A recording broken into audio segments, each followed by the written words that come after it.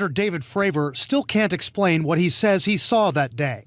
November 2004, the Navy fighter pilot was on a training mission west of San Diego when he was ordered to check out something in the water not far away.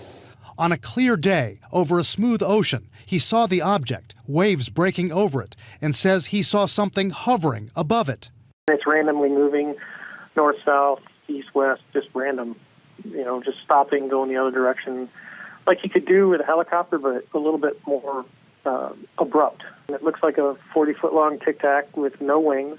Fravor says he and his four-man team tracked the object for several minutes until it just disappeared.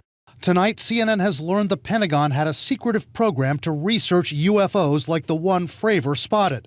The project was called the Advanced Aviation Threat Identification Program, run by an official named Luis Elizondo. I think this is a national security imperative. We have clear things that we do not understand how they work, operating in areas that we can't control. A defense official tells CNN the program cost at least $22 million over 5 years before it was shut down in 2012. According to the New York Times and Politico, which first reported this story, tens of millions of dollars for the project were pushed through by former Senate Majority Leader Harry Reid. Those publications say a lot of the money for the Pentagon UFO program went to a company called Bigelow Aerospace, run by a longtime friend of Reid's, Robert Bigelow, a big believer in UFOs. Public records show Bigelow contributed about $20,000 to Reid and his Political Action Committee. That campaign contributor got research contracts from this program. That just is a bad picture. It doesn't look good for anybody.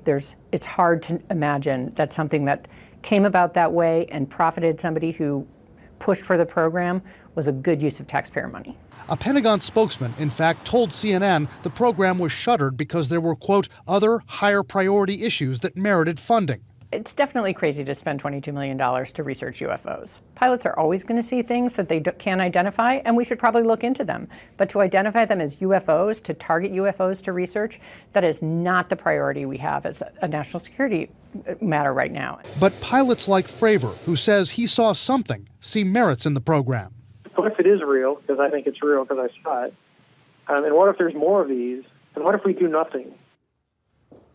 Now, just a short time ago, Senator Reid responded to CNN saying he's, quote, proud of this program and its groundbreaking studies. Speak for themselves, he says.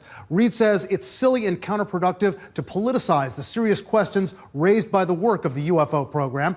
The head of that aerospace firm, Robert Bigelow, did not respond to CNN's multiple requests for comment by our deadline. Wolf? Brian, there's also information that former Senator Reid tried to keep information about this entire program out of public view. That's right, Wolf. The New York Times says Reid acknowledged to them that he and two other senators, Ted Stevens and Daniel Inouye, both deceased, did not want public debate on the Senate floor over this program. Reid told the Times that the funding for the project was so-called black money, meaning that was secret money for classified programs. They just didn't want it talked about.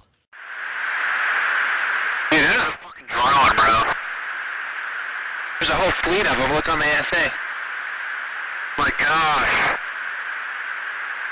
They're all going against the wind. The wind's 120 knots from the west. Look at that thing, dude.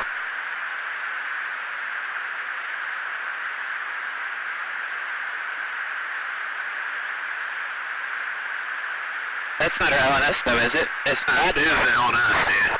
Well, if there's like... Look at that thing. It's rotating.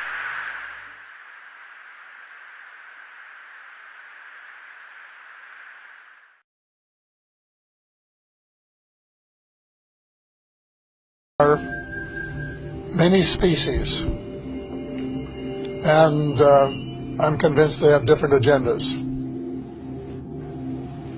Just like maybe the United States, Russia, China might have different agendas. So if you say, well, what do Earthlings think? Well, who are you talking about? Are you talking about the Russians or the Americans or the Germans or who? And I think there have been face-to-face meetings, probably with species who look very much like humans. And some of them come from planets in our own solar system. And they are people who could be walking down the corridors of the Pentagon and would be unrecognized. Then there are other species, such as the greys, for example, which are very distinct in their looks. They're short, they have very large heads, very long arms, and very big eyes, and they're more like the ones that we usually see in the cartoons of extraterrestrials. They're not little green men, which we used to say, little green men from Mars, but they're short, dark-skinned, what they were designated as by the United States government, extraterrestrial biological entities, EBs. So the EBs, that group of them, look very different. And they may have an agenda which is quite different from some of the others, because there are different degrees of spirituality. And in the meantime, the MJ-12, this is the very small elite group that President Truman set up to manage the extraterrestrial file and to report directly to the president. They allegedly made a deal with the Greys to exchange technology and to allow them to do a limited number. That's a joke to say, you know, but the deal was a limited number of abductions in exchange for technology. And that as a result of this arrangement, over the years, the United States has managed to what we call back engineer or replicate the extraterrestrial technology, both on the weapons side and on the transportation side, to the point where Dr. Stephen Greer's witnesses said about the flying saucers that you can't tell whether it's one of theirs or one of ours because they look so much alike.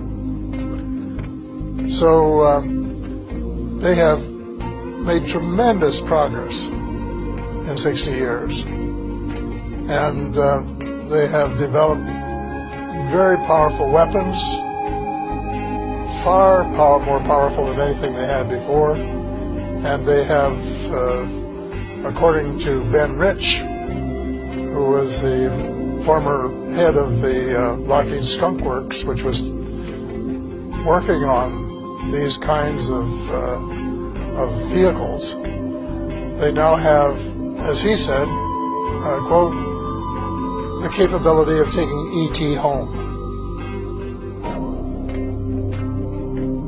And so when you say happiness, I think you have to then say happiness between whom and by whom, because there's no carte blanche single answer to that question.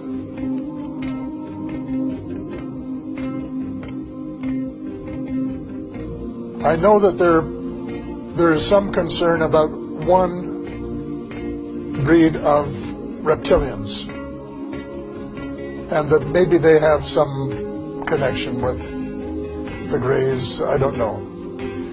But again, you can't, it's not carte blanche, because there are branches of the reptilians, and there are allegedly some good, positive creatures in this with that name. But the United States, when it was briefing presidents, has always said that most of them are benign, but there was one that wasn't. They've never named the one. No one's ever told me who it was.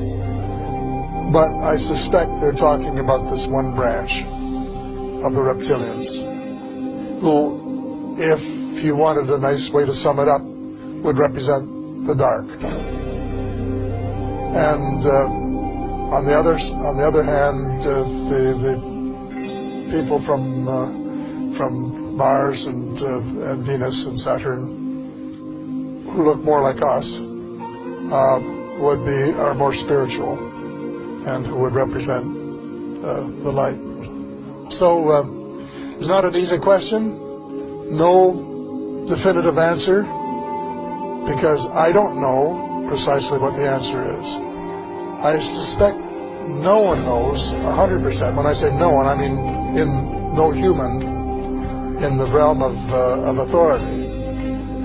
But there are certainly people in the United States cabal who have more information about the subject than any of the rest of us, because they have been collecting it assiduously for years and years, and they have probably had more contact with different groups over a longer period than just about anybody else. So they have a lot to disclose when we can get them to disclose it.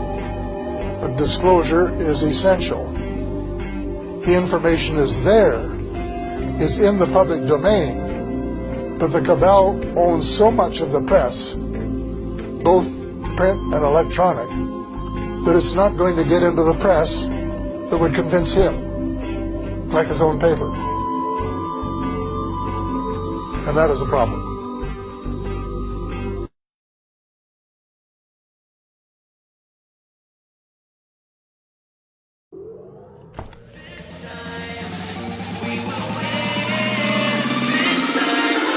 To join forces.